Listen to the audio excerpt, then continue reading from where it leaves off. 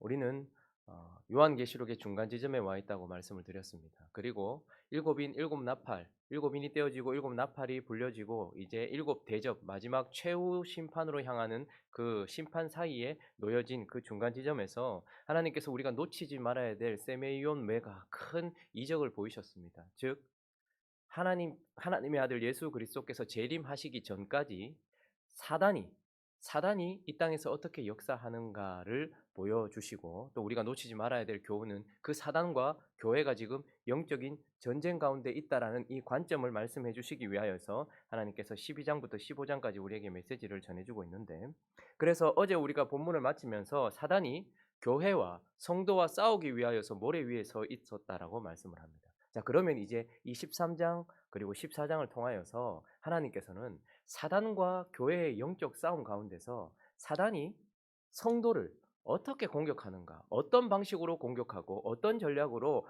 성도들을 괴롭게 하는가, 그러니까 사단의 싸움의 전략들 그리고 싸움의 양태들을 우리에게 가르쳐 주고 있는데, 그 첫 번째는요, 오늘 본문에 나오는 것처럼 한 짐승이 올라와서 그를 통해서 싸우고 있다라고 하는데, 이 짐승, 그러니까 사단이 성도들과의 싸울 때에 사용하고 있는 방법은 바다에서 나온, 먼저 이건 첫 번째입니다. 바다에서 나온 짐승을 통해서 성도들과 싸우고 있다, 이렇게 말씀하고 있습니다. 자, 1절, 2절 말씀 다시 한번 읽어볼까요? 1절, 2절 시작.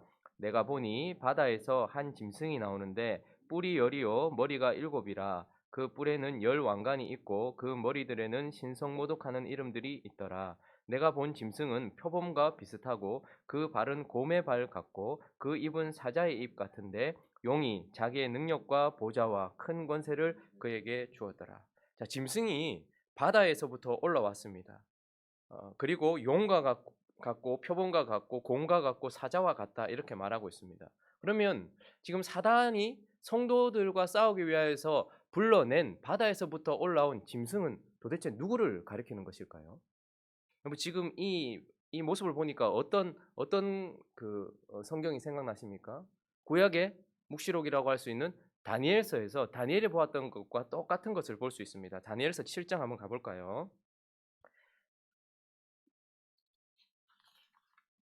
다니엘 7장 3절 말씀.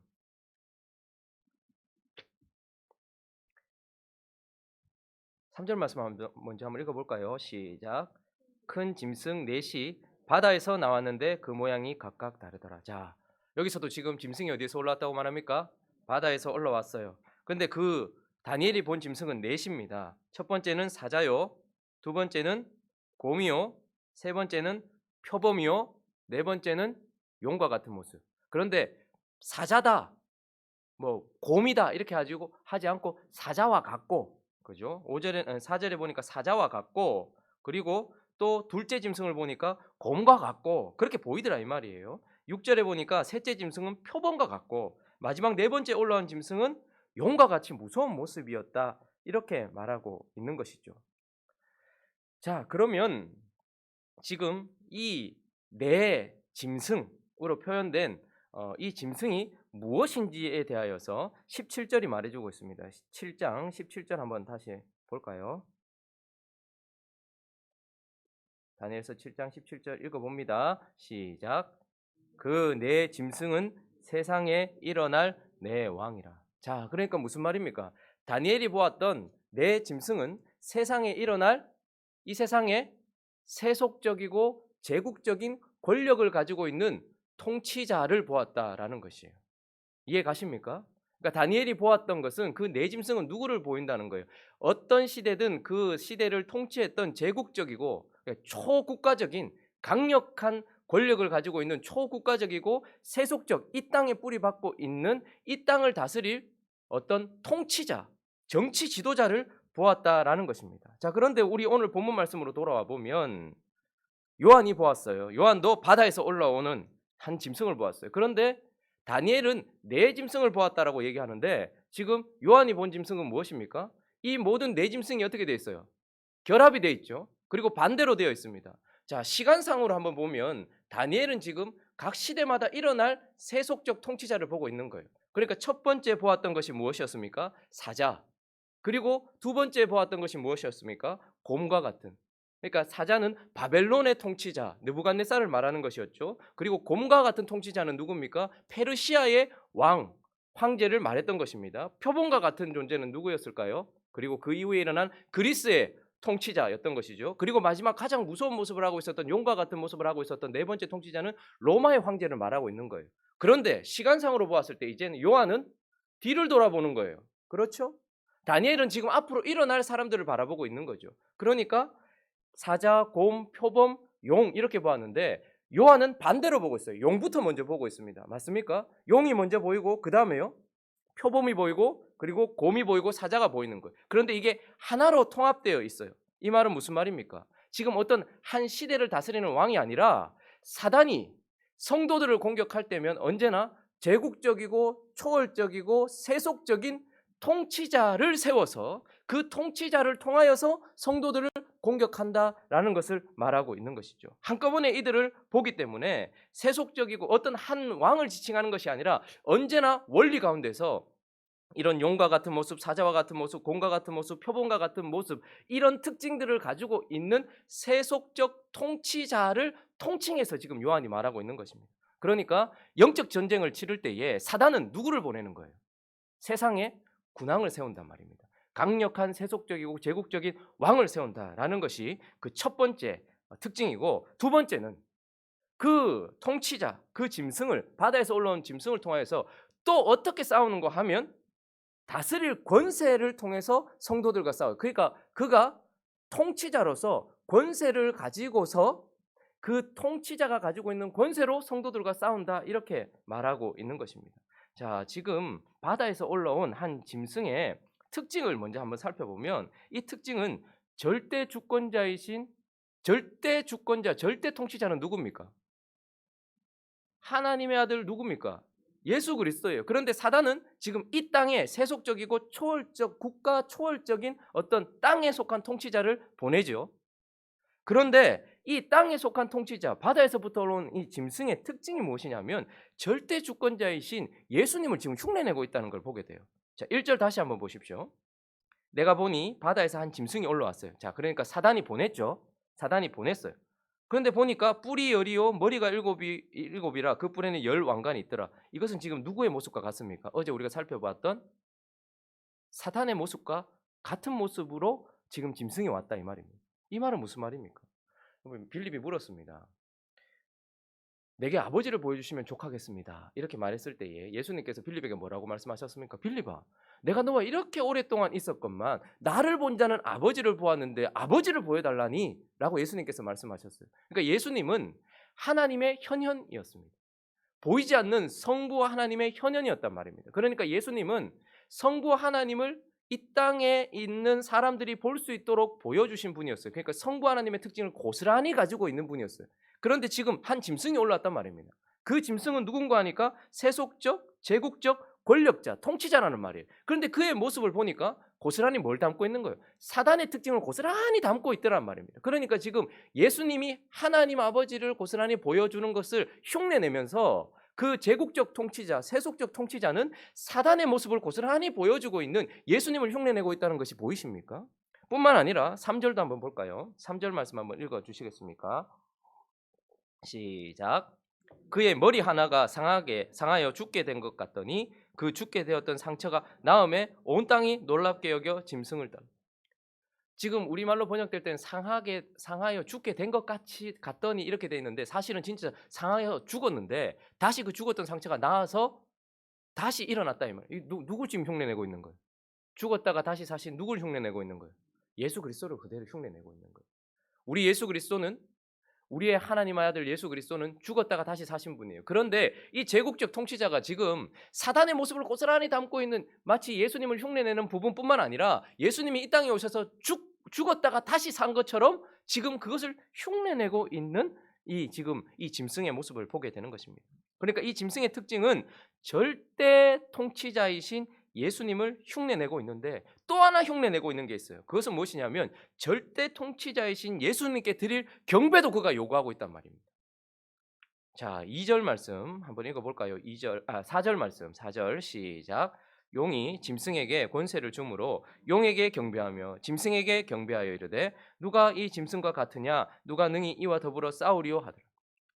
하나님이 그의 아들 예수 그리스도를 이 땅에 보내셨을 때 온 우주의 통치자이신 그분은 우리에게 경배를 받으셔야 될 분이었습니다. 근데 사단이 자기의 현현인 이 세상 세속적 제국적 통치자를 보냈을 때 이 통치자도 예수님을 흉내낼 뿐만 아니라 예수님에게 돌려져야 될 경배를 그가 요구하고 있다는 것을 보게 됩니다. 그래서 여기 4절에 보니까 용이 짐승에게 권세를 주므로 생략된 목적어가 있습니다.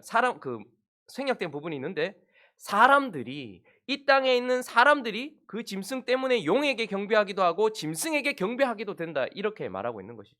그러니까 지금 그 세속적 통치자는 제국적 통치자는 예수 그리스도께 돌아가야 될 경배를 지금 요구하고 있다라는 거예요. 8절도 한번 읽어볼까요? 그래서 8절 읽습니다. 시작. 죽임을 당한 어린 양의 생명책에 창세 이후로 이름이 기록되지 못하고 이 땅에 사는 자들은 다 그 짐승에게 경배하리라. 자, 그러니까 지금 바다에서부터 올라온 용이 보낸 한 짐승의 특징은 절대 통치자이신 예수님을 흉내내고 있어요. 예수님처럼 하나님의 현현인 것처럼 사단의 현현의 모습으로, 그리고 예수님이 죽었다 다시 사신 것처럼 그런 것을 흉내내고 있어요. 뿐만 아니라 예수님이 절대 주권자로서 경배를 받으셔야 되는데 그 경배도 요구하고 있어요. 그런데 이 경배받는 방식이 무엇이냐 이 말이에요. 세속적 통치자가 경배를 받는 방식이 무엇이냐? 우리 하나님의 아들 예수 그리스도께서 교회에 경배를 받으시는 그 방식이 무엇입니까? 그것은 바로 말씀이신 그분, 율법의 총체이신 그분이 그분의 말씀대로 그분의 법, 율법에 순종하는 모습으로 우리에게 경배를 받으세요. 우리가 하나님을 경배한다 하는 것은 그분의 말씀에 순종하는 것이 그분을 경배하는 것입니다. 그분이 만든 법에 순종하는 것이 그분을 경배하는 것이에요. 그래서 똑같은 방식으로 이 세속적 제국적 통치자가 자기에게 경배를 요구하면서 뭘 어떻게 하는가 하면 법을 제정해서 그 법에 순종하게 함으로 통치를 한다는 거예요. 자, 다니엘서 7장 다시 한번 가보십시오. 25절. 이 세속적 통치자의 통치 방식, 그래서 경배를 받는 방식. 25절.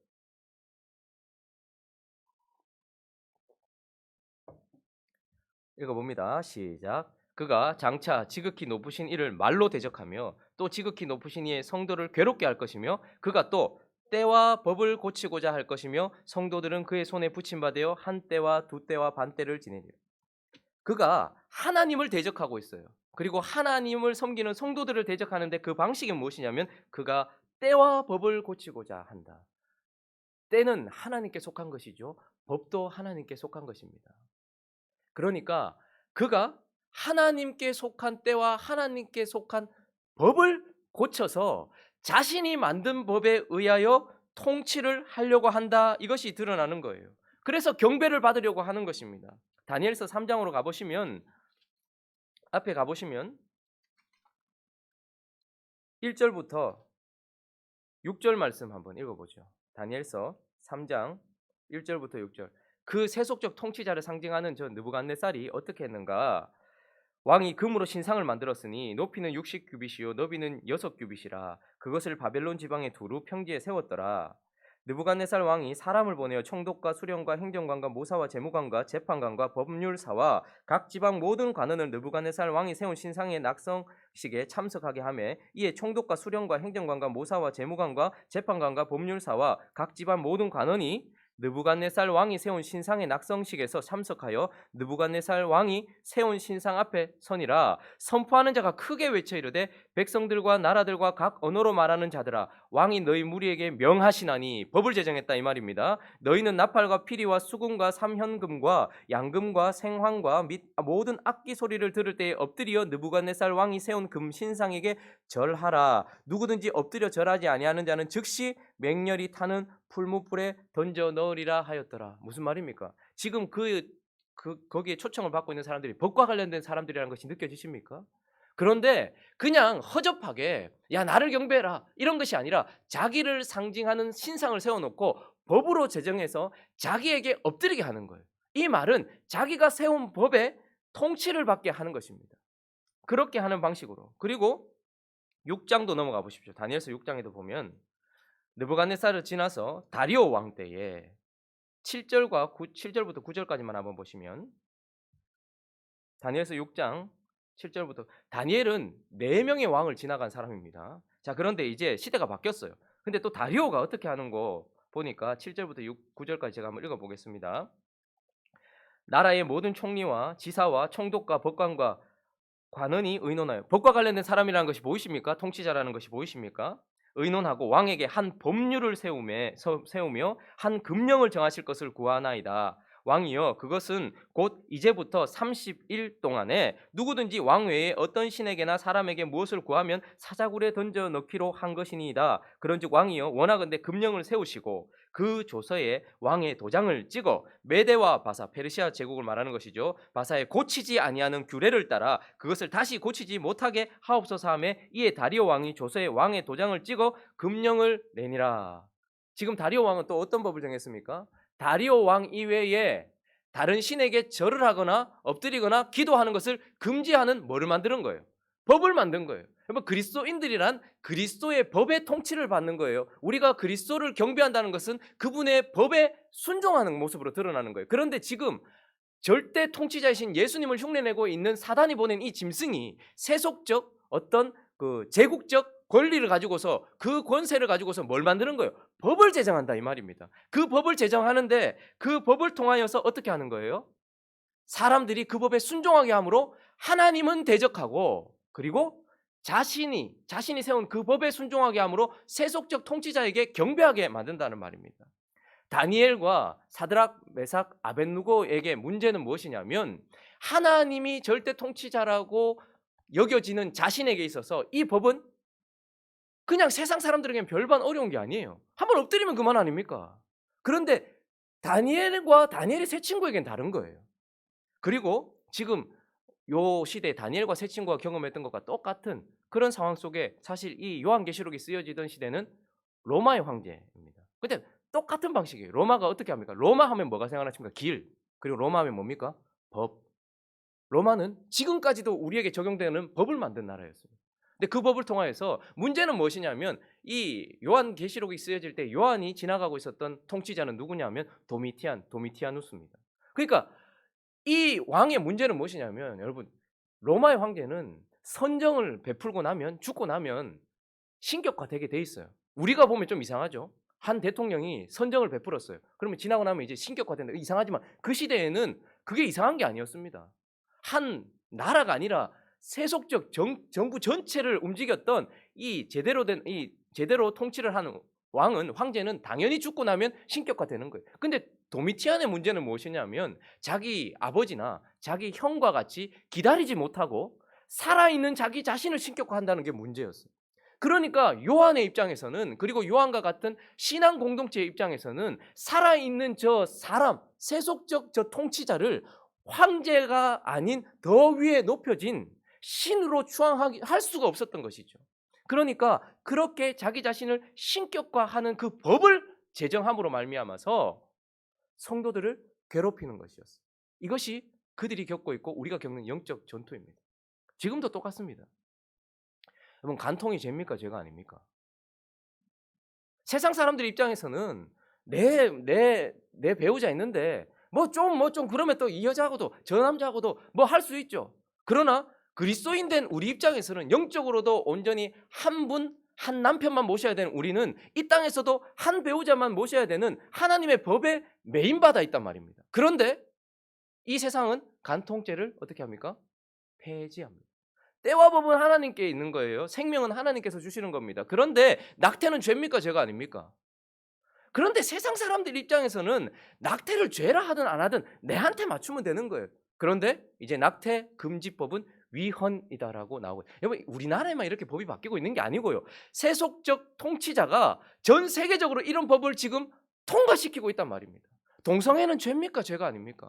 죄예요. 그런데 차별금지법에 의하여서 동성애가 죄라고 말하면 이제 그렇게 말하는 사람이 죄라는 거예요. 그렇게 법령들이 세워지고 있는 것이 보이십니까?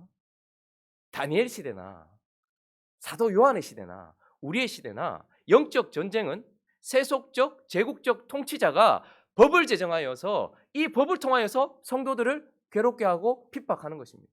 그런데 이 세상에 속한 사람들에게 있어서는 이 법이 아무 문제가 안 돼요.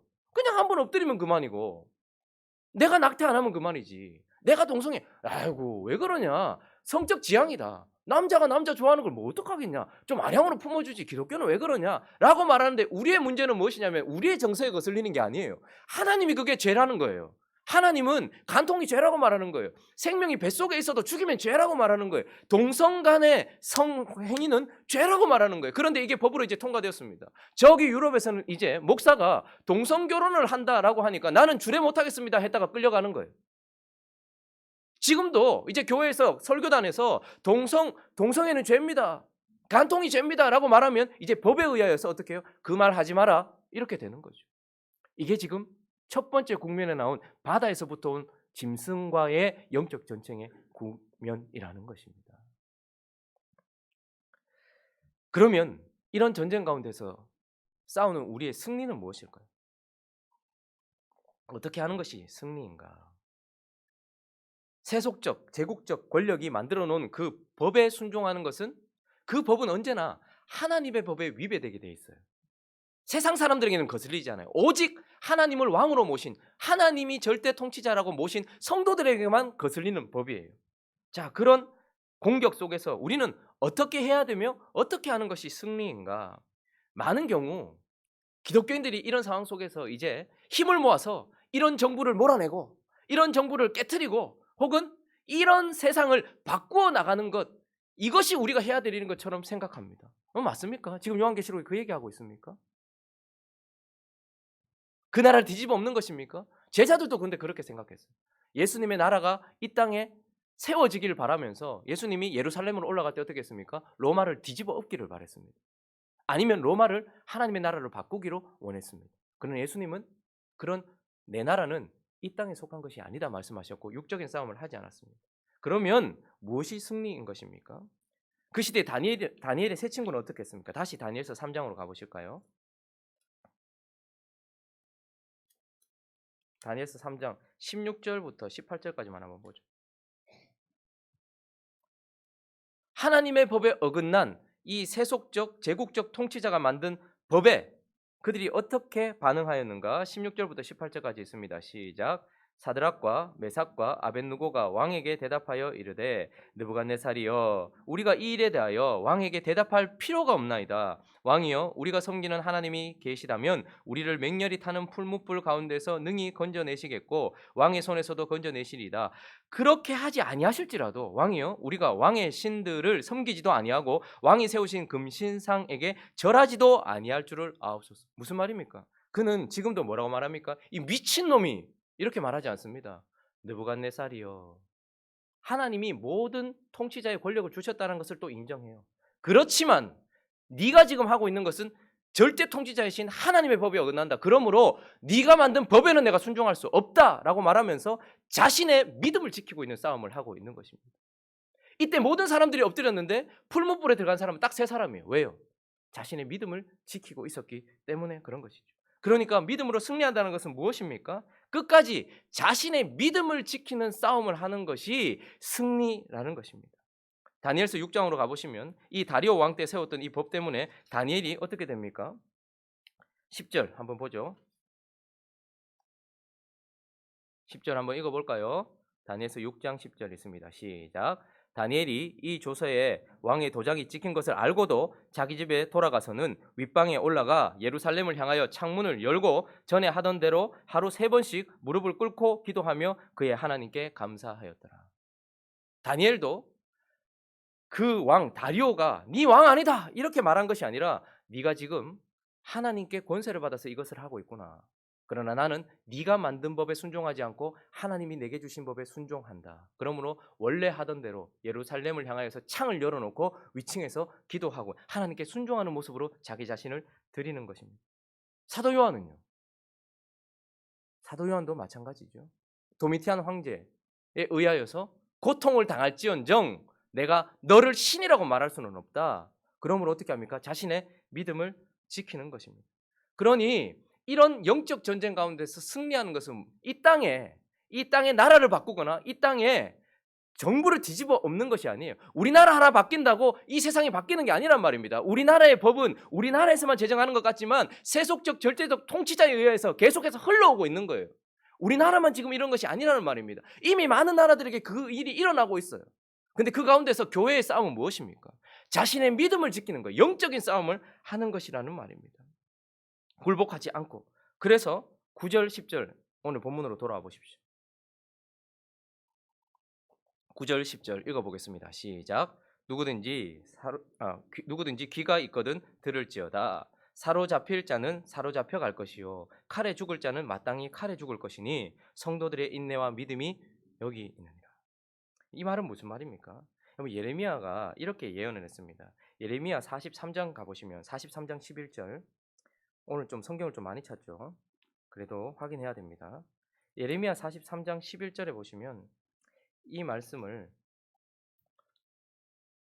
제가 한번 읽어드릴게요.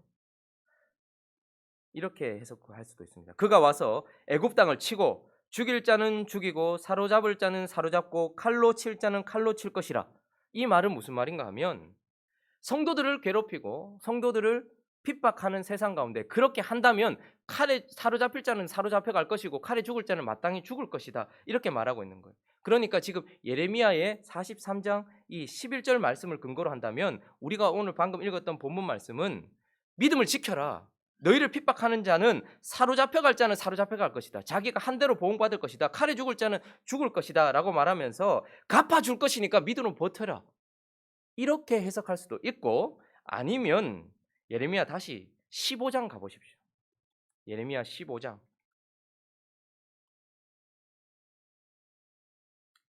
예레미야 15장 2절 말씀 한번 보십시오. 이거는 같이 한번 읽어보죠. 예레미야 15장 2절 읽습니다. 시작. 그들이 만일 내게 말하기를 우리가 어디로 나아가리오 하거든 너는 그들에게 이르기를 여호와께서 이와 같이 말씀하시니라. 죽을 자는 죽음으로 나아가고 칼을 받을 자는 칼로 나아가고 기근을 당할 자는 기근으로 나아가고 포로될 자는 포로됨으로 나아갈지어다 하셨다. 무슨 말입니까? 이 말씀을 근거로 해석을 한다면 만약에 네가 믿음을 지키다가 죽을 것 같으면 칼을 받을 것 같으면 칼로 나가라. 네가 만약에 믿음을 지키다가 감옥에 갇힐 것 같으면 감옥으로 들어가라. 그러나 믿음과 인내가 여기 있으니 너희는 믿음을 지켜라. 이렇게 말하고 있는 것입니다. 여러분 언젠가 우리나라에 만약에 차별금지법이 통과되어서 우리는 끝까지 싸워야 되겠죠. 그것이 통과되지 못하도록. 유럽에 있는 교회들이 한국을 위하여서 기도하면서 우리는 그때 뭔지도 모르고 넘어갔다. 이 법을 통과시키면 뭔지도 모르고 넘어갔다. 그런데 한국은 너희가 지켜라. 너희가 지금 가만히 보면 이건 정치라고 생각하는데 정치가 아니더라 이 말입니다. 유럽 교회들이 우리를 향해서 계속해서 말하고 있습니다. 그 법을 우리는 정치인들의 정치라고 생각해서 가만히 뒀는데 통과되고 나니까 성도들의 믿음을 깨트리는 법이더라. 그러므로 차별금지법을 통과시키면 안 된다라고 우리에게 계속해서 말해주고 있어요. 계속해서 우리에게 너희들이 지금 법을 잘 보면서 그걸 그대로 통과시키면 안 된다라고 말하고 있어요. 우리는 끝까지 싸워야 됩니다. 그래서 인권을 신장하기, 그러니까 이 땅에 있는 사람들을 위한 인권을 신장하기 위한 법이 제정되어질 때 우리는 그것이 신권을 위배하고 있는가를 잘 보면서 계속해서 선지적으로 싸워야 되겠죠. 그러나 만약 그것이 통과되어 버렸다. 그러면 저는 어떻게 해야 될까요? 그 법에 순종하여서 동성애는 죄입니다라는 말을 하지 않거나 혹은 동성 결혼을 할 때 저에게 주례가 들어왔을 때에 예 하고 가지 않는 것. 그래서 제가 감옥으로 들어간다 할지라도 그것을 지키는 것이 성도들의 믿음의 싸움이요 영적인 전쟁의 승리다 이 말입니다. 정신을 바짝 차려야 됩니다. 그때나 지금이나 사단은 이제 성도들과의 전쟁을 하기 위해서 바다에서 올라온 짐승을 보냅니다. 그는 제국적이고 초국가적인 세속적 통치자를 의미하는 것이고 그 통치자는 절대 통치자이신 예수 그리스도를 흉내내면서 그 경배를 받기 위하여서 예수 그리스도처럼 법을 제정하여서 그 법에 순종함으로 말미암아 하나님께 순종하지 않도록 만드는 방식으로 경배를 받고 성도들을 영적으로 넘어뜨리는 말입니다. 그러므로 다니엘처럼 사도 요한처럼 그리고 우리의 믿음의 선배들처럼 그 가운데서 사로잡힐 자는 사로잡히고 칼에 죽을 자는 마땅히 칼에 죽을 것이지만 그러나 성도들의 인내와 믿음으로 버텨내라. 그것이 너희의 싸움이요 승리다라고 말씀하시는 주님 앞에 영적인 승리하기 위하여서 오늘도 기도하며 싸워나가는 저와 여러분 되시기를 예수 그리스도 이름으로 축원합니다. 같이 한번 기도하겠습니다. 영적 전쟁의 첫 번째 국면입니다. 바다에서 올라온 짐승이 법을 제정하여서 하나님께 불순종하게 만들 뿐만 아니라 이 땅에 엎드리게 만드는 것. 그러나 승리란 거기에 순종하지 않는 것이라고 말합니다. 정신을 바짝 차리고 이 영적인 싸움 가운데 정치의 문제가 아니라는 것을 기억하셔야 됩니다. 법의 문제가 아니라는 것을 기억하셔야 합니다. 영적인 전쟁이라는 것을 기억하면서 이 싸움에서 승리하는 교회들이 되어줄 수 있게 해달라고, 한 주간도 승리하며 나아갈 수 있게 해달라고, 또 각자의 기도 제목 들어가지고 함께 기도하며 나갑니다. 기도하겠습니다.